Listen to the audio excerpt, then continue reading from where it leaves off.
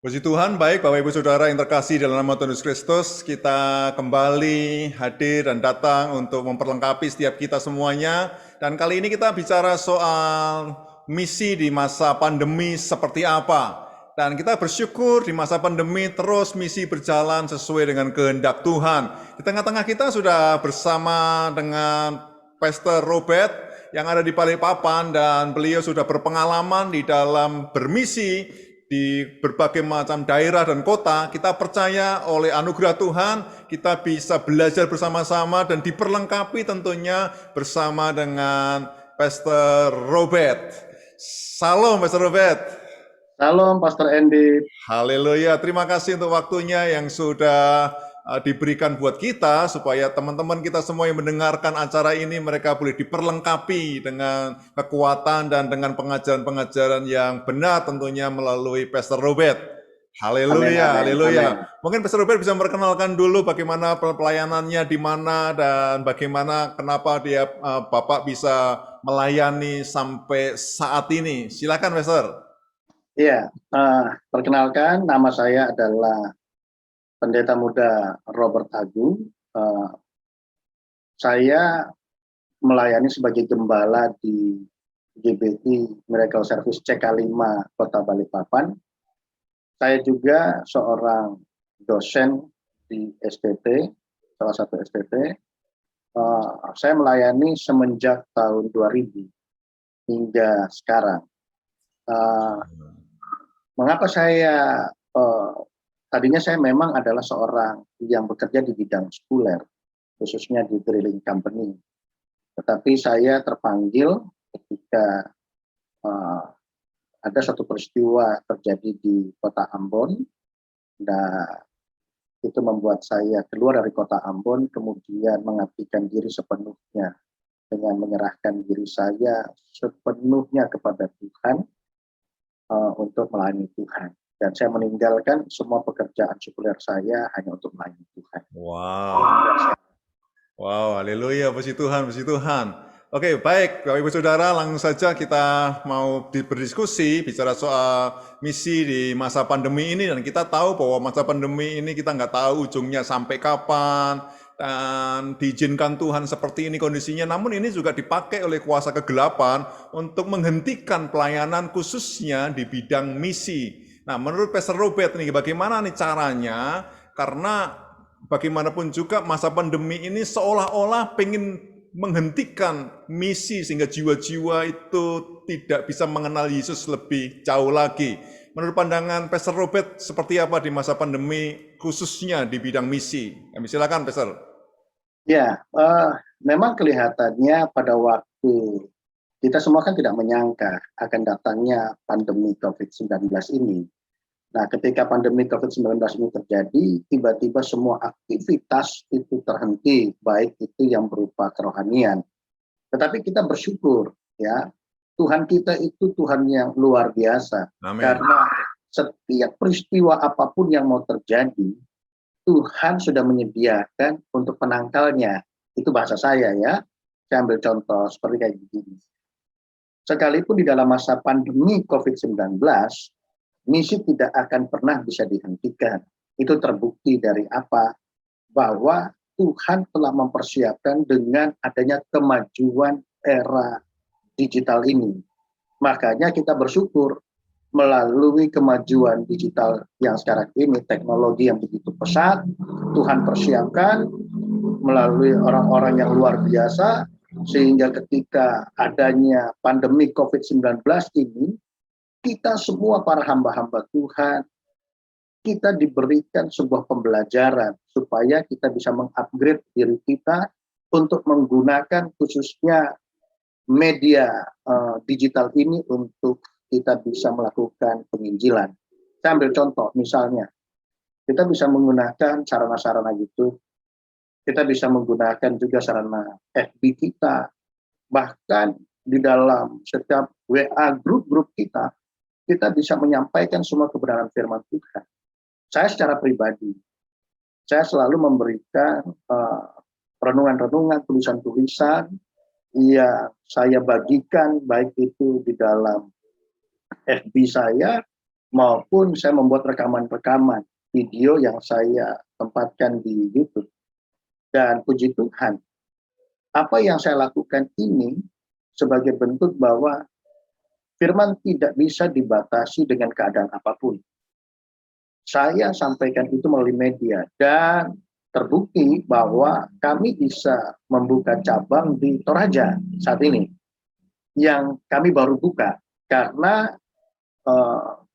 mereka yang ada di Toraja membaca setiap apa yang saya bagikan di FB saya tentang firman Tuhan itu, sehingga mereka rindu untuk membuka gereja. Baik, Pastor, sampai di situ dulu, Pastor.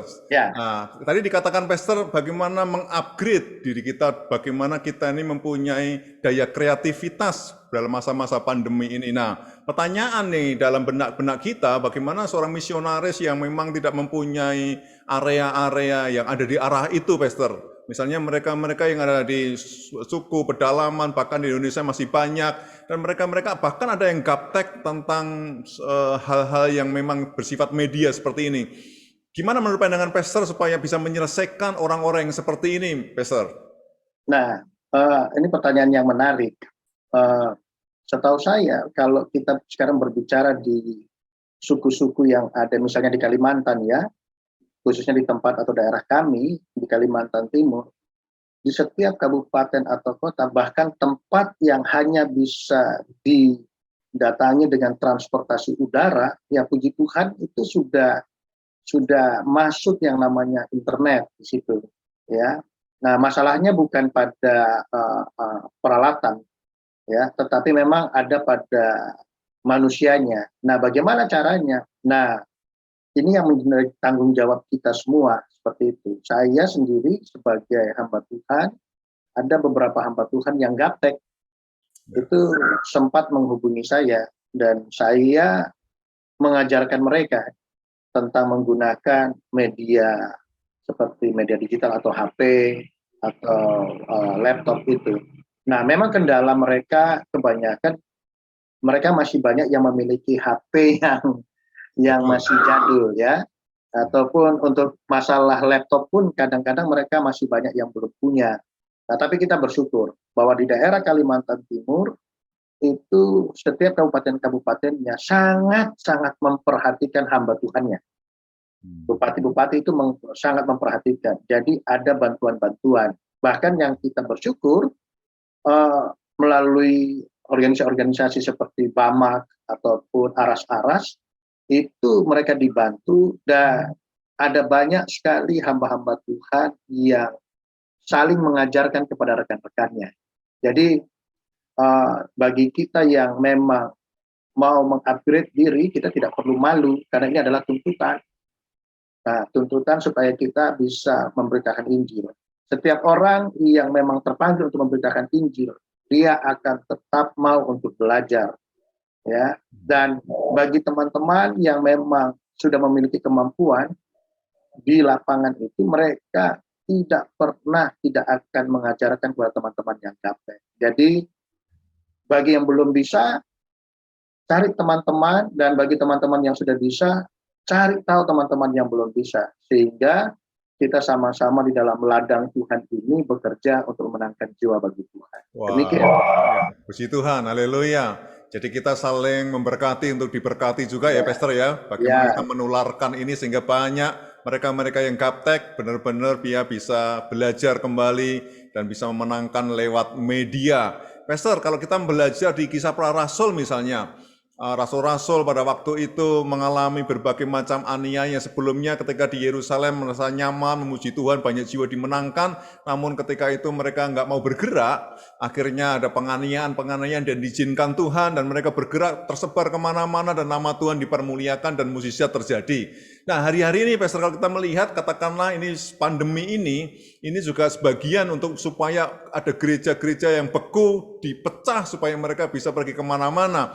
Namun demikian ada juga yang gereja yang tetap saja dia tidak mau untuk berubah. Kira-kira menurut Pastor, apa nih sebabnya ada gereja yang bergerak, namun ada gereja yang tidak mau berubah atau biasa saja, pokoknya dia ngalir saja begitu, Pastor. Gimana menurut pandangan Pastor dengan hal demikian? Silakan, Pastor. Ya. Eh, itu karena memang ada masih banyak pola-pola pikir dari rekan-rekan kita yang masih apa agak masih kolot ya, kalau saya boleh katakan seperti itu. Tetapi ketika dia tidak mau untuk menyesuaikan diri dengan kondisi yang ada yang diizinkan Tuhan ini, otomatis dia akan tertinggal, ya, gerejanya akan tertinggal. Nah, tapi saya lihat memang benar di lapangan itu, ya, mulai sekarang ini ada banyak hamba Tuhan yang mulai berpikir kembali bahwa sarana-sarana media, baik itu digital, ini betapa penting. Kita tidak bisa nafikan kan seperti ini. Saya ambil contoh. Di dalam gereja, setiap gereja itu kan sudah menggunakan yang namanya digital. Contohnya, kalau dulu mungkin dikenal dengan OHP kan seperti itu. Dan itu digunakan di semua gereja. Bahkan di pelosok-pelosok itu sudah digunakan. Nah, sekarang mulai dengan LCD. Iya, bahkan dengan LED. Nah, jadi kalau kita lihat, sebenarnya gereja sudah menerima yang namanya perkembangan zaman dengan menggunakan digital yang ada, alat-alat elektronik kan seperti itu. Makanya bagi mereka yang belum menggunakan, misalnya melakukan perubahan seperti yang sekarang ini menjadi sebuah keharusan, mau tidak mau harus melakukan itu. Karena kalau dia tidak, maka dia akan tergerus. Tetapi gereja yang memang mau menyelamatkan dirinya itu, dia akan terus bergerak maju untuk menangkan jiwa. Jadi saran saya bagi semua rekan-rekan hamba-hamba Tuhan dimanapun berada, bahwa sarana digital ini adalah sarana yang Tuhan izinkan melalui proses pandemi COVID-19 ini. Dengan demikian, tidak ada lagi hambatan atau apapun di dalam memberitakan kebenaran firman Tuhan. Dan saya bersyukur bahwa rekan-rekan kami yang ada khususnya di Kota Balikpapan, rata-rata mereka semua menggunakan media digital untuk melakukan pemberitaan-pemberitaan kebenaran firman Tuhan. Wah, haleluya. Puji Tuhan. Bagaimana tentang hasil, Pastor, antara kalau dulu onsite, sekarang melalui media? Bagaimana pandangan Pastor mengenai hasil? Apakah efektifkah atau lebih efektif mana atau bagaimana perbandingan-perbandingan yang demikian, Pastor? Silakan, Pastor. Ya, memang tidak bisa dipungkiri ya. Kalau kita bicara tentang onsite, ibadah onsite atau menggunakan media melalui ibadah online ini memang ada plus minusnya, kan Ya. seperti itu. Seperti yang saya dapati di lapangan, ya, ada banyak ya, karena gini, gereja ini kan selalu menyediakan yang terbaik di dalam pelayanan itu. Kalau misalnya belum bisa oleh karena memang daerahnya masih belum diperbolehkan untuk ibadah onsite, maka dia harus melakukan melalui online. Nah, perbandingannya apa? Memang benar, rata-rata yang kami dapatkan dari jemaat-jemaat itu mereka katakan agak beda ibadahnya karena tidak men-touch langsung mereka.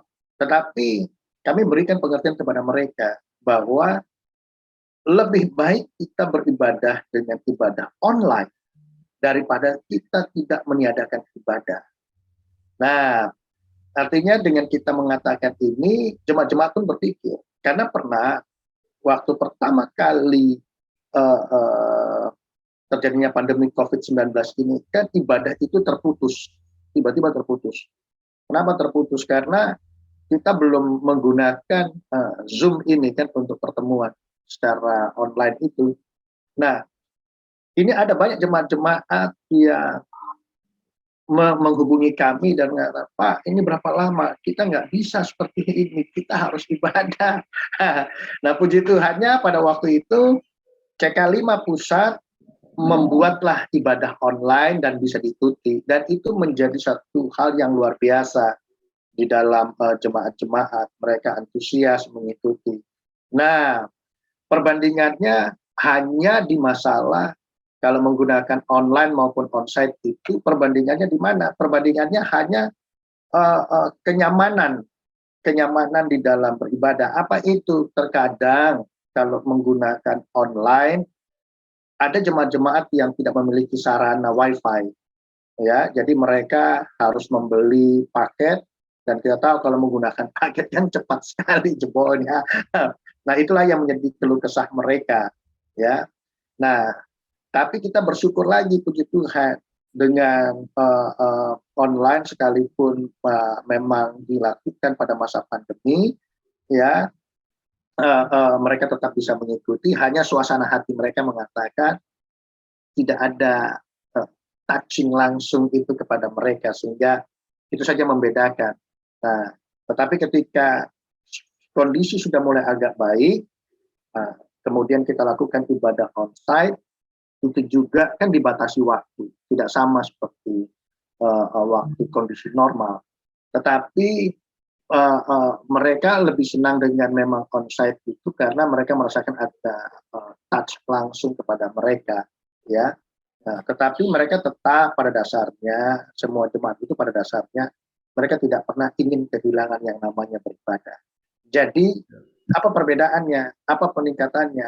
Sebenarnya sama saja, hanya masalahnya mereka ingin bahwa ada secara langsung berhadapan dengan yang tidak. Nah, itu aja perbedaannya, Pastor.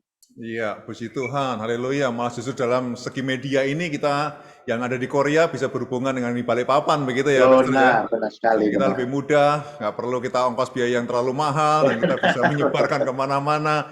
Wah, itu luar biasa sekali menurut saya.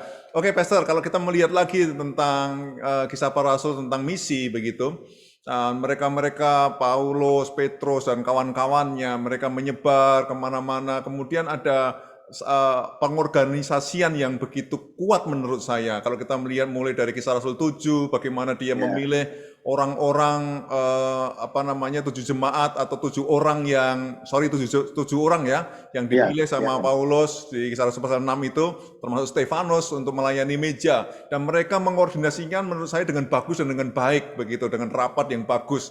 Nah, di bidang misi, Pastor, pengorganisasian seperti apakah pandangan Pastor supaya misi ini tidak diabaikan? Karena apa? Kebanyakan daripada gereja ya masa-masa kini gitu pelayanan-pelayanan yang di dalam, Pastor, misalnya tentang praise and worship itu bagus semuanya, untuk pelayanan tentang pengembalaan bagus sekali, tetapi kadang-kadang misi itu kayak dianaktirikan begitu, Pastor. Nah, kira-kira gimana nih pandangan Pastor mengenai hal demikian? Silakan, Pastor.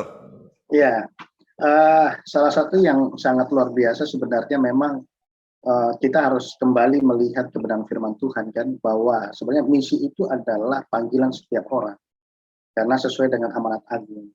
Nah, gereja dalam hal ini sebenarnya bukan mengabaikan, ya, cuma karena kebetulan pada saat-saat sekarang ini terjadi masa pandemi COVID-19 ini, gereja lebih banyak mau menata di dalam, tetapi mereka bukan melupakan misi, karena memang ada banyak sih, ada beberapa anggapan-anggapan seperti ini, bahwa kan misi itu ada bidangnya, seperti itu, ya, misi itu ada bidangnya. Nah, ketika masa pandemi ini mulai ada, ya, maka kebanyakan gereja memang lebih banyak terfokus di dalam. Tapi kita bersyukur, salah satu yang menjadi hal yang luar biasa adalah CK5 ini, sekalipun kita di dalam masa pandemi ini mengadakan tetap yang namanya misi.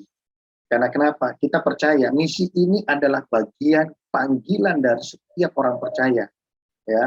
Jadi bukan saja kita berbicara melalui gereja, tetapi bagaimana gereja bisa mengarahkan setiap jemaatnya untuk bermisi.